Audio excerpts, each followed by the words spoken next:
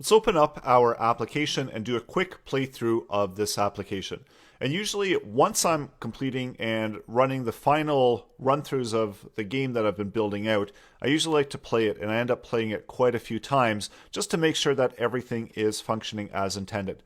So we see that we need to select the word course, we need to select the word coding, we need to select the word brackets, Lawrence, HTML, and JavaScript. Now, one of the things you might have noticed is, well, it's always in that exact order.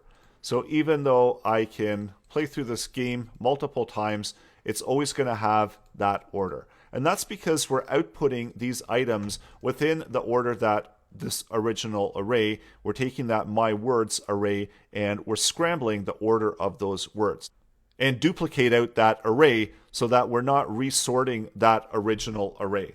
So let's create a temporary array. So we'll call it temp array. And we're going to use the slice function. So taking the my words and using slice. So it's going to return a copy or a portion of the array. And if we start the 0 point, that's going to duplicate out that array. So this is going to be our new array that we're using. Instead of resorting our my words array, we're going to resort this current array. And we can also do the same thing for the temp array. So we want to make sure that we're outputting the value of the my words array. And this word will be equal to item, which is equal to the temporary item. So we're not actually updating any of the my array content. So let's try that out. So start. And now we notice we don't have JavaScript first. And we're still able to move through the elements, the items in the array. And we're still able to conclude the game, but this time we've got a better sort order. So let's try that one more time. Just make sure that everything is working and hit start again. And you can see that now we are reorganizing and we're resetting that order, but we're still working through that original my words array. So every time we're starting, we're always starting with JavaScript.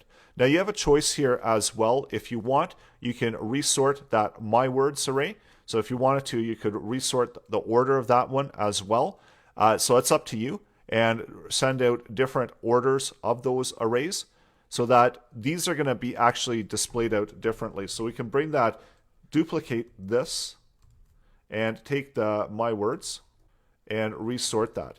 Because that's actually not going to matter, because this is still going to work through all of those items. So that time we saw that it started at Lawrence, and this time it's going to start at coding.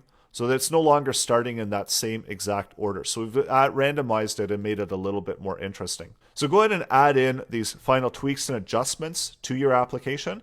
And in the next lesson, we'll do a quick overview of all of the content and the application that we've built out. So that's still to come in the next lesson.